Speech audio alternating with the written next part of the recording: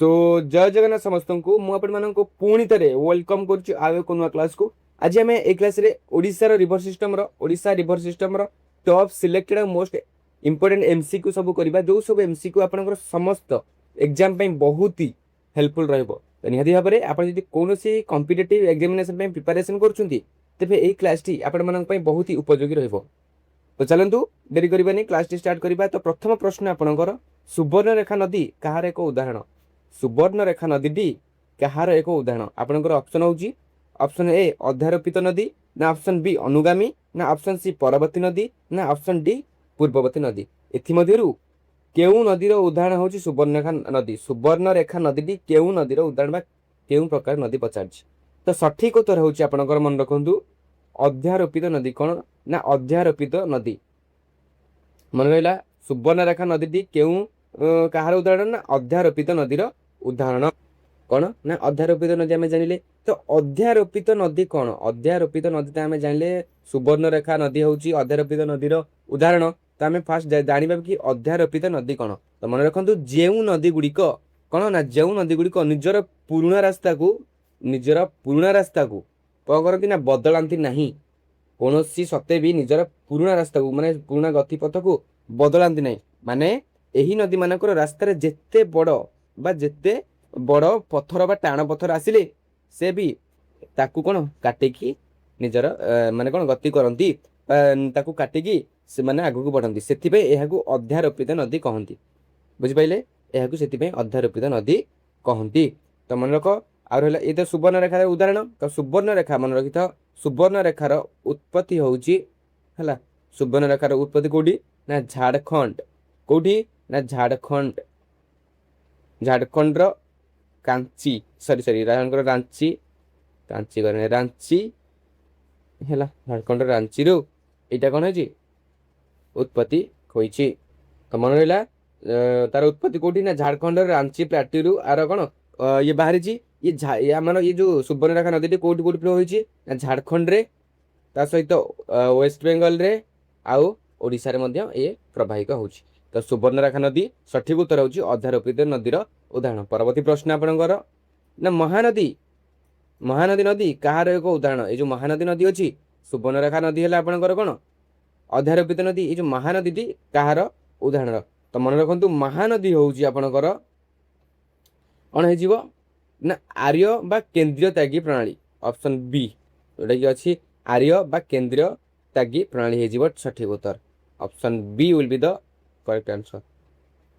कौन आर्य बा केंद्रीय त्यागी प्रणाली ना जेते बेले कौन हुए ना जेते बेले मन रख जेते बेले नदी गुड़िक कौन सी एक केंद्रीय बा उच्च स्थान धर उच्च स्थान किसी भी ये उच्च स्थान कौन है उच्च स्थान एक केंद्रीय उच्च स्थान जेपरिक पहाड़ हो गोलाकार कौन गोलाकार मालभूमि बाहरी चारि दिग को पड़ता चारिआड़ को पड़ता है से ही नदी गुड़ी आर्य बा केंद्रीय त्यागी प्रणाली गठन कर ये कहुए बुझिपाल। तो भारतर प्रसिद्ध मन रख भारतर प्रसिद्ध अमरकंटक पहाड़ तीनोटी मुख्यतः तीनोटी नदी बाहरी जोटा है महानदी आटा हूँ नर्मदा आटा हूँ सोन नदी। यही तीनोटी हूँ आर्य बा केंद्रीय प्रणाली गठन करती। बुझिपाल है ये हूँ तुम उत्तर। तो ऑप्शन बी है सठिक उत्तर। तो मन रहा महानदी नदी आर्य बा केंद्रीय त्यागी प्रणाली उदाहरण। आउ कि पचारे आउ किए किए सेमती कि आमर अच्छा नर्मदा हम ना सोन नदी हम। ये तीनोटी नदी अमरकंटक मन रहा ये तीनोटी नदी अमरकंटक पहाड़ बाहरी है। परवर्ती प्रश्न आपणकर ना सुवर्णरेखा नदी लंब केउ राज्य सबुठ अधिक। प्रश्न 3 नंबर ना सुवर्णरेखा नदी लंब केउ राज्य सबुठ अधिक। आपंकर ऑप्शन अच्छी झारखंड ना ओडिशा ना छत्तीसगढ़ ना आंध्र प्रदेश। एमध्य केउ राज्य अधिक माने कौन अधिक लंब कहार सुवर्णरेखार अधिक लंब अच्छी अधिक फ्लो करे। तो कौन हो तो मन रखु आपणकर झारखंड राज्य रे सुवर्णरेखा नदी लंब अधिक रही कौ जिला कौ राज्य ना झारखंड राज्य। मन रखु मुझे सुवर्णरेखा तीनोटी राज्य फ्लो करे जोटा कि झारखंड तापर वेस्ट बेंगल है आउटा हूँ ओडिशा ये तीनोटी फ्लो करे। तो झारखंड रे ना 269 किलोमीटर फ्लो करे ता सहित वेस्ट बेंगल रे 64 ଆଉ ଓଡ଼ିଶାରେ 62। ତ ହେଲାନି ଅଧିକ ହେଲାନି 269। କୋଉଠାରେ ଅଧିକ ନା ଝାଡ଼ଖଣ୍ଡରେ ସବୁଠାରୁ ଅଧିକ ଫ୍ଲୋ କରେ କିଏ ନା ସୁବର୍ଣ୍ଣରେଖା ନଦୀଟି ହେଲା। ପରବର୍ତ୍ତୀ ପ୍ରଶ୍ନ ତ ଏଇଟା କଣ ଅପସନ୍ ଏ ହେଇଯିବ ସଠିକ ଉତ୍ତର। ସୁବର୍ଣ୍ଣରେଖା ନଦୀରେ ପଚାରିଲେ ଝାଡ଼ଖଣ୍ଡ ରାଜ୍ୟରେ ଅଧିକ ଫ୍ଲୋ କରେ। ପରବର୍ତ୍ତୀ ପ୍ରଶ୍ନ କେଉଁ ନଦୀ ଓଡ଼ିଶା ଏବଂ ପଶ୍ଚିମବଙ୍ଗ ମଧ୍ୟରେ ସୀମା ନିର୍ଦ୍ଧାରଣ କରେ? କେଉଁ ନଦୀଟି ଓଡ଼ିଶା ଏବଂ ପଶ୍ଚିମବଙ୍ଗ ମଧ୍ୟରେ ସୀମା ନିର୍ଦ୍ଧାରଣ କରେ? ତ ଆପଣଙ୍କର ଅପସନ୍ ହେଉଛି ମହାନଦୀ ନା ଅପସନ୍ ବି ଋଷିକୁଲ୍ୟା ନା ଅପସନ୍ ସି ସୁବର୍ଣ୍ଣରେଖା ନା ଅପସନ୍ ଡି ଗୋଦାବରୀ। ଏଥିମଧ୍ୟରୁ କେଉଁ ନଦୀଟି ଓଡ଼ିଶା ଏବଂ ପଶ୍ଚିମବଙ୍ଗ ମଧ୍ୟରେ ସୀମା ନିର୍ଦ୍ଧାରଣ କରେ? ପ୍ରାକୃତିକ ସୀମା ନିର୍ଦ୍ଧାରଣ କରେ କିଏ ନା ଅପସନ୍ ସି ଆପଣଙ୍କର ସୁବର୍ଣ୍ଣରେଖା। କ'ଣ ନା ସୁବର୍ଣ୍ଣରେଖା ନଦୀଟି ଓଡ଼ିଶା ଆଉ ପଶ୍ଚିମବଙ୍ଗ ମଧ୍ୟରେ ସୀମା ନିର୍ଦ୍ଧାରଣ କରେ।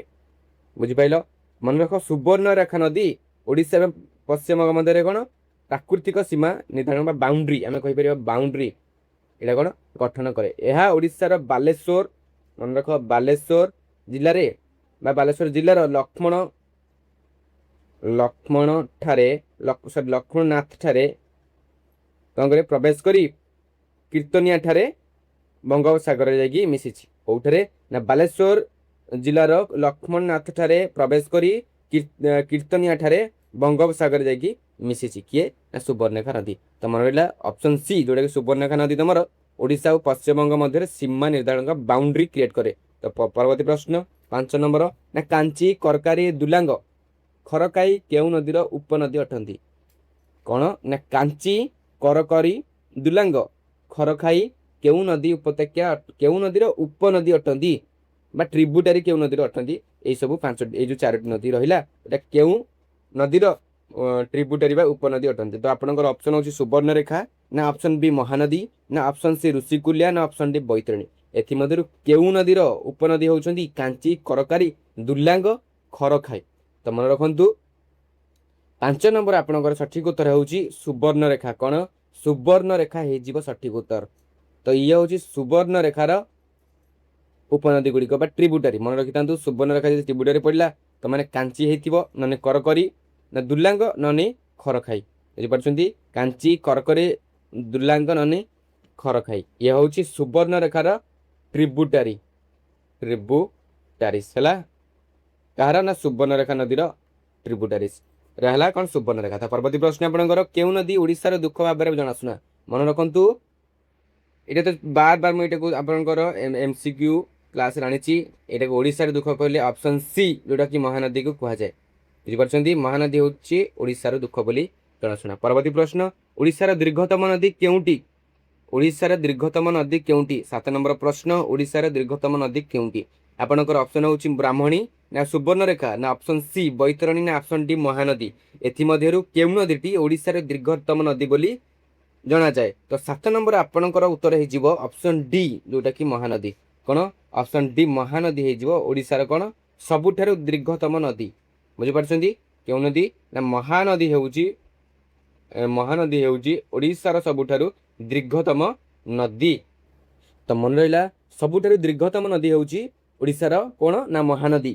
ତ ମନେ ରଖନ୍ତୁ ଏହାର ସମୁଦାୟ ଲମ୍ବ ହେଉଛି କେତେ ନା 858 କିମି ହେଲା 858 କିମି ଟୋଟାଲ ମାନେ ସମୁଦାୟଟା। କିନ୍ତୁ ଆମ ଓଡ଼ିଶାରେ କେତେ ଫ୍ଲୋ କରିଛି? ଓଡ଼ିଶା ଭିତରେ ଏହା ପ୍ରାୟ କେତେ 494 କିମି ପ୍ରବାହିତ ହୁଏ ହେଲାନି କି?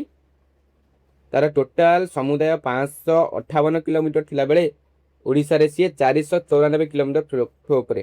ନିହାତି ଭାବରେ ଇଏ ହେଉଛି ଆମ ଓଡ଼ିଶାର ଦୀର୍ଘତମ ନଦୀ ବୋଲି ଆମେ ମାନିଥାଉ ବା ଆମେ ଜାଣିଥାଉ। ତ 7 ନମ୍ବର ପ୍ରଶ୍ନର ଉତ୍ତର ହେଉଛି ଅପସନ୍ ଡି ମହାନଦୀ। ପରବର୍ତ୍ତୀ ପ୍ରଶ୍ନ ଆପଣଙ୍କର ନା କେଉଁ ନଦୀ କେଉଁଝର ଆଉ ଭଦ୍ରକ ଜିଲ୍ଲା ଦେଇ ପ୍ରବାହିତ ହୁଏ? କେଉଁ ନଦୀଟି କେଉଁଝର ଆଉ ଭଦ୍ରକ ଜିଲ୍ଲା ଦେଇ ପ୍ରବାହିତ ହୁଏ? ତ ଆପଣଙ୍କର ଅପସନ୍ ହେଉଛି ଋଷିକୁଲ୍ୟା ନା ଅପସନ୍ ବି ବୈତରଣୀ ନା ବ୍ରାହ୍ମଣୀ ନା ସୁବର୍ଣ୍ଣରେଖା। ତ ମନେ ରଖନ୍ତୁ ଆପଣଙ୍କର ସଠିକ ଉତ୍ତର ହେଉଛି ଅପସନ୍ ସି ଯୋଉଟାକି ବ୍ରାହ୍ମଣୀ। କେଉଁଝର ଆଉ ଭଦ୍ରକ ଜିଲ୍ଲା ଦେଇ କିଏ ପ୍ରବାହିତ ହୁଏ ନା ବ୍ରାହ୍ମଣୀ ନଦୀ ପ୍ରବାହିତ ହୁଏ। କେଉଁ ନଦୀ ନା ବ୍ରାହ୍ମଣୀ ନଦୀ ପ୍ରବାହିତ ହୁଏ। ତ ଅପସନ୍ ସି ଆମର ହେଇଯିବ ସଠିକ ଉତ୍ତର। କେଉଁ ନଦୀ ନା ବ୍ରାହ୍ମଣୀ ନଦୀ କେଉଁଝର ଆଉ ଭଦ୍ରକ ଜିଲ୍ଲା ଦେଇ ପ୍ରବାହିତ ହୁଏ। ମନେ ରହିଲା ତ ଖାଲି କେଉଁଝର ଭଦ୍ରକ ଦେଇ ପ୍ରବାହିତ ହୁଏ କି ନାଇଁ ତ କେଉଁଝର ମନେ ରଖନ୍ତୁ କେଉଁଝର ବା କେନ୍ଦୁଝର ଯାଜପୁର ଆଉ ଭଦ୍ରକ ଜିଲ୍ଲା ଦେଇ ଏଇଟା ପ୍ରଭାବିତ ହୋଇଥାଏ କେଉଁ ନଦୀ ନା ବ୍ରାହ୍ମଣୀ ନଦୀ ତ ଅପସନ୍ ସି ଆମର ସଠିକ ଉତ୍ତର ପରବର୍ତ୍ତୀ ପ୍ରଶ୍ନ ଆପଣଙ୍କର 9 ନମ୍ବର ନା ସୁବର୍ଣ୍ଣରେଖା ନଦୀ ମୟୂରଭଞ୍ଜ ଜିଲ୍ଲାରେ କେଉଁ ଭାଗ ଦେଇ ପ୍ରବାହିତ ହୁଏ ସୁବର୍ଣ୍ଣରେଖା ନଦୀ ମୟୂରଭଞ୍ଜ ଜିଲ୍ଲାର କେଉଁ ଭାଗ ଦେଇ ପ୍ରବାହିତ ହୁଏ ଆପଣଙ୍କର ଅପସନ୍ ହେଉଛି ଅପସନ୍ ଏ ଉତ୍ତର ନା ଦକ୍ଷିଣ ନା ପୂର୍ବ ନା ୱେଷ୍ଟ ବା ପଶ୍ଚିମ ଏଥିମଧ୍ୟରୁ କେଉଁ ଭାଗ ବା କେଉଁ ଦିଗ ଦେଇ ସୁବର୍ଣ୍ଣରେଖା ନଦୀଟି ମୟୂରଭଞ୍ଜ ଜିଲ୍ଲାରେ ପ୍ରଭାବିତ ହୁଏ ତ ମନେ ରଖନ୍ତୁ ଆପଣଙ୍କର ସଠିକ ଉତ୍ତର ହେଉଛି ଉତ୍ତର କ'ଣ ଉତ୍ତର ବା north option A will be the correct answer ମନେ ରଖନ୍ତୁ ସୁବର୍ଣ୍ଣରେଖା ନଦୀଟି ମୟୂରଭଞ୍ଜ ଜିଲ୍ଲାର ଉତ୍ତର ଭାଗ ଦେଇକି ପ୍ରବାହିତ ହୁଏ କେଉଁ ଭାଗ ଦେଇକି ନା ଉତ୍ତର ଭାଗ ଦେଇକି ପ୍ରବାହିତ ହୁଏ ପରବର୍ତ୍ତୀ ପ୍ରଶ୍ନ ମହାନଦୀର ଉତ୍ସ କେଉଁଠାରେ ମହାନଦୀର ଉତ୍ପତ୍ତି ବା ଉତ୍ସ କେଉଁଠାରେ ଆପଣଙ୍କର ଅପସନ୍ ହେଉଛି ସିହାୱା ପାହାଡ଼ ନା ସିହାୱା ହିଲ୍ସ ନା ଶିମିଳିପାଳ ହିଲ୍ସ ନା ମହେନ୍ଦ୍ରଗିରି ହିଲ୍ସ ନା ଦେଓମାଳି ହିଲ୍ସ ବୁଝିପାରୁଛନ୍ତି ଆମେ ସମସ୍ତେ ଜାଣିଛେ ନଦୀଟି ଆମର ସିହାୱା ପାହାଡ଼ରୁ ଆସିଛି କୋଉଟା ନା ସିହାୱା ହିଲ୍ସ ତ option A will be the correct answer କେଉଁ ପାହାଡ଼ ଯଦି ପଚାରିଲା ନା ସିହାୱା ପାହାଡ଼ ଦେଇ ବା ପାହାଡ଼ରୁ ମହାନଦୀ ଉତ୍ପତ୍ତି ହୋଇଛି ତ ମନେ ରଖନ୍ତୁ ମହାନଦୀ କ'ଣ ହୁଏ ନା ମହାନଦୀ ଗୋଟେ ସେକେଣ୍ଡ ହଁ ମହାନଦୀ ଛତିଶଗଡ଼ର ଧମତରୀ ମନେ ରଖିଥାନ୍ତୁ ଧମତରୀ ଜିଲ୍ଲାରେ ଥିବା ସିହାୱା ପାହାଡ଼ରୁ ଉତ୍ପନ୍ନ ହୋଇଛି କ'ଣ ହେଇଛି ନା ଧମତରୀ ଜିଲ୍ଲାରେ ଥିବା ସିହାୱା ପାହାଡ଼ରୁ ଉତ୍ପନ୍ନ ହୋଇଛି ପୂର୍ବରୁ ଏହି ଅଞ୍ଚଳଟି ମଧ୍ୟପ୍ରଦେଶ ଥିଲା କ'ଣ ମଧ୍ୟପ୍ରଦେଶର ଅଂଶ ଥିଲା କିନ୍ତୁ ବର୍ତ୍ତମାନ ଏହା ସମ୍ପୂର୍ଣ୍ଣ ଭାବେ ଛତିଶଗଡ଼ରେ ଅବସ୍ଥିତ ଛତିଶଗଡ଼ ଅଂଶରେ ଏଇଟା ଯାଉଛି କୋଉଟା ନା ସିହାୱା ହିଲ୍ସଟା ଆପଣଙ୍କର ତାପରେ କ'ଣ ଆଉ ଗୋଟେ ପଏଣ୍ଟ ମନେ ରଖିଥାନ୍ତୁ ନା ଓଡ଼ିଶାର ଝାରସୁଗୁଡ଼ା ଆଉ ବରଗଡ଼ ଜିଲ୍ଲା ଦେଇ ଏହା ଓଡ଼ିଶାକୁ ପ୍ରବେଶ କରେ କେଉଁ ନଦୀ ନା ମହାନଦୀ କଥା ପଡ଼ିଛି ବୁଝିପାରୁଛନ୍ତି ତ ମହାନଦୀଟି ଓଡ଼ିଶାର ଝାରସୁଗୁଡ଼ା ଆଉ ବରଗଡ଼ ଜିଲ୍ଲା ଦେଇ ଏହା ଓଡ଼ିଶାକୁ ପ୍ରବେଶ କରେ ବା ଓଡ଼ିଶା ଭୂଭାଗରେ ପ୍ରବେଶ କରେ ତ ଅପସନ୍ ଏ ଆପଣ ହେଇଯିବ ତ ଏଇଟା ଓଡ଼ିଶା ବାହାରୁ ଆସିଛି ଯୋଉଟାକି କୋଉଟା ଛତିଶଗଡ଼ରୁ ଆସିଛି ତ ଏଇ ସବୁ ଯୋଉ ଶିମିଳିପାଳ ପାହାଡ଼ ମହେନ୍ଦ୍ରଗିରି ପାହାଡ଼ ଦେଓମାଳି ପାହାଡ଼ ଏଇ ତ ସମସ୍ତ ଓଡ଼ିଶାର ଅନ୍ତର୍ଭୁକ୍ତ ତ ଏଇଟା ହବ ନାହିଁ ତ ଅପସନ୍ ଏ ଯୋଉଟାକି ଛତିଶଗଡ଼ର ବୁଝିପାରୁଛନ୍ତି ଛତିଶଗଡ଼ର ଧମତରୀ ଜିଲ୍ଲାରେ ଥିବା ସିହା ହିଲ୍ସରୁ ଆସିଛି ଏଇଟା ହେଇଯିବ ସଠିକ ଉତ୍ତର ପରବର୍ତ୍ତୀ ପ୍ରଶ୍ନ ଆପଣଙ୍କର ମହାନଦୀ କେଉଁ ଜଳରାଶିରେ ପ୍ରବାହିତ ହୁଏ ମହାନଦୀଟି କେଉଁ ଜଳରାଶିରେ ପ୍ରବାହିତ ହୁଏ ତ ଆପଣଙ୍କର ଅପସନ୍ ହେଉଛି ଆରବ ସାଗର ନା ବଙ୍ଗୋପସାଗର ନା ହିନ୍ଦୁ ମହାସାଗର ନା ଅପସନ୍ ଡି ଚିଲିକା ହ୍ରଦ ଏଥିମଧ୍ୟରୁ କେଉଁ ମହାଜଳରାଶିରେ ମହାନଦୀଟି ପ୍ରବେଶ ହୁଏ ବା ପ୍ରଭାବିତ ହୁଏ ତ ମନେ ରଖନ୍ତୁ ଏଇ ସଠିକ ଉତ୍ତର ହେଉଛି ଆପଣଙ୍କର ବଙ୍ଗୋପସାଗର ବା ବେ ଅଫ୍ ବେଙ୍ଗଲ ମନେ ରହିଲା ବଙ୍ଗୋପସାଗରରେ କ'ଣ ମହାନଦୀ ବଙ୍ଗୋପସାଗର ଜଳରାଶିରେ ଯାଇକି ପ୍ରବାହିତ ହୁଏ ତ option B will be the correct answer ପରବର୍ତ୍ତୀ ପ୍ରଶ୍ନ ଆପଣଙ୍କର ମହାନଦୀର ସବୁଠାରୁ ବଡ଼ ଉପନଦୀ କେଉଁଠି ମହାନଦୀର ଯୋଉ ଉପନଦୀ ଗୁଡ଼ିକ ଅଛନ୍ତି ଏଗୁଡ଼ିକ ରହିଲେ ମହାନଦୀର ଉପନଦୀ ଏଥିମଧ୍ୟରୁ କେଉଁଟା ସବୁଠାରୁ ବଡ଼ ଉପନଦୀ ତ ଆପଣଙ୍କର ଅପସନ୍ ଅଛି ତେଲ ନା ଇବ୍ ନା ଓଙ୍ଗ ନା ଜୋଙ୍କ ତେଲ ନା ଇବ୍ ନା ଓଙ୍ଗ ନା ଜୋଙ୍କ ମନେ ରହିଲା ତ 12 ନମ୍ବର ଯୋଉଟା କି ଆପଣଙ୍କର ଅପସନ୍ ରହିଲା ଏଇ ଯୋଉ ସବୁତକ କ'ଣ ରହିଲେ ମହାନଦୀର ଉପନଦୀ ଏଥିମଧ୍ୟରୁ କେଉଁ ନଦୀଟି ବା କେଉଁ ଉପନଦୀଟି ସବୁଠାରୁ ବଡ଼ ଉପନଦୀ ବୋଲି ପ୍ରଶ୍ନ ତ ମନେ ରଖନ୍ତୁ ମହାନଦୀର ସବୁଠାରୁ ବଡ଼ ଉପନଦୀ କହିଲେ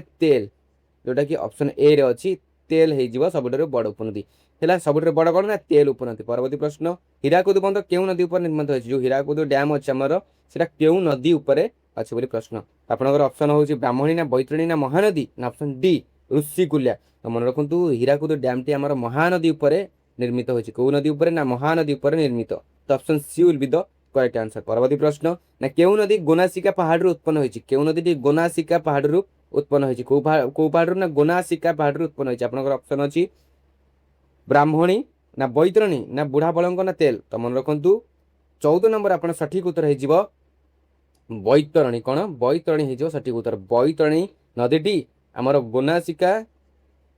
ଗୋନାସିକା ପାହାଡ଼ରୁ ବା ହିଲ୍ସରୁ ଆସିଛି ଉତ୍ପନ୍ନ ହୋଇଛି ତ ବୈତରଣୀ ହେଇଯିବ ସଠିକ ଉତ୍ତର ପରବର୍ତ୍ତୀ ପ୍ରଶ୍ନ ଆପଣଙ୍କର ଶଙ୍ଖ ଏବଂ କୋଏଲ ନଦୀର ସଙ୍ଗମରୁ କେଉଁ ନଦୀ ସୃଷ୍ଟି ହୋଇଛି ଶଙ୍ଖ ଆଉ କୋଏଲ ବୁଝିପାରୁଛନ୍ତି ଶଙ୍ଖ ଆଉ କୋଏଲ ରିଭର୍ସର ସଙ୍ଗମରୁ କେଉଁ ନଦୀ ସୃଷ୍ଟି ହୋଇଛି ଆପଣଙ୍କର ଅପସନ୍ ଅଛି ବୈତରଣୀ ନା ବ୍ରାହ୍ମଣୀ ନା ଅପସନ୍ ସି ମହାନଦୀ ନା ଅପସନ୍ ଡି ଋଷିକୁଲ୍ୟା ଏଥିମଧ୍ୟରୁ କେଉଁ ନଦୀଟି ଶଙ୍ଖ ଆଉ କୋଏଲ ନଦୀର ସଙ୍ଗମରୁ ଉତ୍ପନ୍ନ ହେଇଛି ତ ମନେ ରଖନ୍ତୁ ଆମର ବ୍ରାହ୍ମଣୀ ନଦୀଟି କ'ଣ ନା ବ୍ରାହ୍ମଣୀ ନଦୀଟି ଶଙ୍ଖ ଆଉ କୋଏଲ ନଦୀର ସଙ୍ଗମରୁ ଉତ୍ପନ୍ନ ହୋଇଛି। ତ option B will be the correct answer. ତ ମନେ ରହିଲା ବ୍ରାହ୍ମଣୀ ନଦୀଟି ଶଙ୍ଖ ଆଉ କୋଏଲ ନଦୀର କ'ଣ ସଙ୍ଗମରୁ ସୃଷ୍ଟି ହେଇଛି ହେଲା। କୋଉ ନଦୀ ନା ବ୍ରାହ୍ମଣୀ ନଦୀ। ପରବର୍ତ୍ତୀ ପ୍ରଶ୍ନ 16 ନମ୍ବର ପ୍ରଶ୍ନ ଆପଣଙ୍କର କେଉଁ ନଦୀକୁ ପଶ୍ଚିମ ଓଡ଼ିଶାର ଜୀବନ ରେଖା ବୋଲି କୁହାଯାଏ? କେଉଁ ନଦୀକୁ ୱେଷ୍ଟର୍ଣ୍ଣ ଓଡ଼ିଶାର ପଶ୍ଚିମ ଓଡ଼ିଶାର ବା ହଁ ୱେଷ୍ଟର୍ଣ୍ଣ ଓଡ଼ିଶାର ଜୀବନ ରେଖା ବା ଲାଇଫ୍ ଲାଇନ୍ ବୋଲି କୁହାଯାଏ? କେଉଁ ନଦୀକୁ ଏଥିମଧ୍ୟରୁ କେଉଁ ନଦୀକୁ ପଶ୍ଚିମ ଓଡ଼ିଶାର ବା ୱେଷ୍ଟର୍ଣ୍ଣ ଓଡ଼ିଶାର ଲାଇଫ୍ ଲାଇନ୍ ବୋଲି କୁହାଯାଏ? ଆପଣଙ୍କର ଅପସନ୍ ହେଉଛି ତେଲ ନା ଇବ୍ ନା ମହାନଦୀ ନା ଓଙ୍କ। ତେଲ ନା ଇବ୍ ନା ମହାନଦୀ ନା ଓଙ୍କ। ତ ମନେ ରଖନ୍ତୁ ପଶ୍ଚିମ ଓଡ଼ିଶାର ଜୀବନ ରେଖା କହିଲେ ତେଲ ହେଲା। ତେଲ ନଦୀକୁ କୁହାଯାଏ। ତେଲ ନଦୀକୁ ପଶ୍ଚିମ ଓଡ଼ିଶାର କ'ଣ ଜୀବନ ରେଖା ବା ଲାଇଫ୍ ଲାଇନ୍ ବୋଲି କୁହାଯାଏ। ତ option A will be the correct answer ହେଲା। ପରବର୍ତ୍ତୀ ପ୍ରଶ୍ନ ଆପଣଙ୍କର 17 ନମ୍ବର ନା କେଉଁ ନଦୀ ସମୁଦ୍ରରେ ପ୍ରବେଶ ପୂର୍ବରୁ ବଦ୍ୱୀପ ଗଠନ କରେ? ବୁଝିପାରୁଛନ୍ତି ଯେଉଁ ଡେଲ୍ଟା ଆମେ କହୁନେ ଡେଲ୍ଟା ଗଠନ କରେ। ତ ଆପଣଙ୍କର ଅପସନ୍ ଅଛି ମହାନଦୀ ନା ବ୍ରାହ୍ମଣୀ ନା ଅପସନ୍ ସି ବୈତରଣୀ ନା ଅପସନ୍ ଡି ଋଷିକୁଲ୍ୟା। ଏଥିମଧ୍ୟରୁ କେଉଁ ନଦୀଟି ସମୁଦ୍ର ପ୍ରବେଶ ପୂର୍ବରୁ ବଦ୍ୱୀପ ବା ଡେଲ୍ଟା ଗଠନ କରେ? ଅପସନ୍ ରହିଲା ମହାନଦୀ ବ୍ରାହ୍ମଣୀ ବୈତରଣୀ ଋଷିକୁଲ୍ୟା। ତ ମନେ ରଖନ୍ତୁ ଋଷିକୁଲ୍ୟା ହେଇଯିବ ସଠିକ ଉତ୍ତର ଅପସନ୍ ଡି ଯୋଉଟାକି ଋଷିକୁଲ୍ୟା ନଦୀଟି ସମୁଦ୍ର ପ୍ରବେଶ ପୂର୍ବରୁ ଡେଲ୍ଟା ଗଠନ କରେ ହେଲା। 17 ପରବର୍ତ୍ତୀ ପ୍ରଶ୍ନ କେଉଁ ନଦୀ ଦାରିଙ୍ଗବାଡ଼ି ପାହାଡ଼ରୁ ଉତ୍ପନ୍ନ ହୋଇଛି? କେଉଁ ନଦୀଟି ଆମ ଦାରିଙ୍ଗବାଡ଼ି ଓଡ଼ିଶାର କାଶ୍ମୀର କହୁଛେ ଆମେ ହେଲା।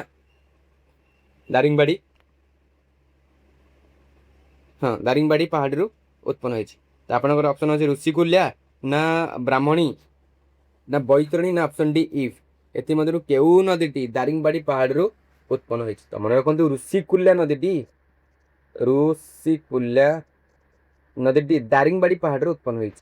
ତ option A will be the correct answer. ଯଦି ପଚାରିବ ଋଷିକୁଲ୍ୟା ନଦୀ କେଉଁଥିରେ ଉତ୍ପନ୍ନ ହୋଇଛି ନା ଦାରିଙ୍ଗବାଡ଼ି ପାହାଡ଼ରୁ ଉତ୍ପନ୍ନ ହୋଇଛି। ପରବର୍ତ୍ତୀ ପ୍ରଶ୍ନ ନା କେଉଁ ନଦୀ କଟକ ସହର ଦେଇ ପ୍ରବାହିତ ହୁଏ? ଏଥିମଧ୍ୟରୁ କେଉଁ ନଦୀଟି କଟକ ସହର ଦେଇ ପ୍ରବାହିତ ହୁଏ? ଆପଣଙ୍କର ଅପସନ୍ ହେଉଛି ମହାନଦୀ ନା ଅପସନ୍ ବି ଋଷିକୁଲ୍ୟା ନା ଅପସନ୍ ସି ସୁବର୍ଣ୍ଣରେଖା ନା ଅପସନ୍ ଡି ବୁଢ଼ାବଳଙ୍ଗ। ଏଥିମଧ୍ୟରୁ କେଉଁ ନଦୀଟି ଆମର କଟକ ସହର ଦେଇ ପ୍ରବାହିତ ହୁଏ? ତ ମନେ ରଖନ୍ତୁ ମହାନଦୀଟି କ'ଣ ହୁଏ? ମହାନଦୀ ହେଉଛି କଟକ ସହର ଦେଇ ପ୍ରବାହିତ ହୁଏ। କେଉଁ ନଦୀ ନା ମହାନଦୀ କଟକ ସହର ଦେଇ ପ୍ରବାହିତ ହୁଏ। ଅପସନ୍ ଏ ଯୋଉଟାକି ମହାନଦୀ ହେଇଯିବ ଆମର ସଠିକ ଉତ୍ତର ହେଲା। ତ ମହାନଦୀ ଆମର କଟକ ସହର ଦେଇ ପ୍ରବାହିତ ହୁଏ ହେଲା। ତ ମନେ ରଖନ୍ତୁ କଟକ ସହରଟି କ'ଣ ନା କଟକ ସହରଟି ମହାନଦୀ ଏବଂ ଏହାର ଶାଖା ନଦୀ କାଠଯୋଡ଼ିର ଦୁଇ ପ୍ରାନ୍ତ ମଧ୍ୟରେ ଅବସ୍ଥିତ।